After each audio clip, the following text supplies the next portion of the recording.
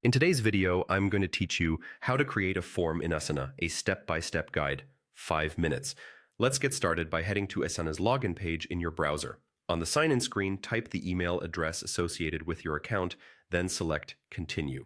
On the next screen, enter your password and log in. If your organization uses single sign-on or two-factor authentication, follow those prompts as usual.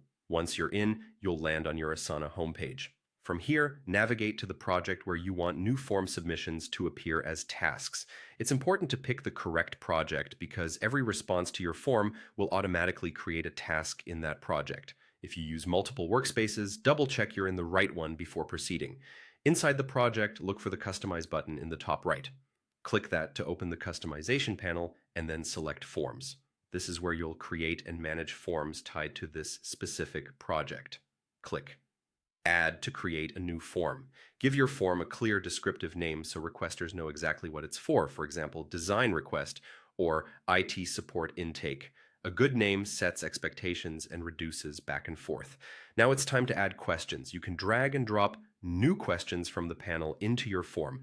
Keep each question focused on one thing and use helpful placeholder text so people know what to provide. You can choose from different field types such as short text, long text, multiple choice, drop-down, numbers, date, and more. Pick the type that matches the information you need. For structured data like priority or department, use multiple choice or drop-down. For details like a problem description, use long text. If something is required for every request, make it required so submissions don't come in incomplete. As you build, arrange questions in a logical order.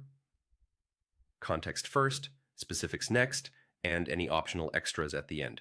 Consider including fields that make triage easier, such as urgency or due date, but keep your form as short as possible to encourage completion. You can also reorder questions at any time by dragging them. When your form looks good, review it for clarity and consistency. Make sure names, instructions, and field types align with how your team actually works.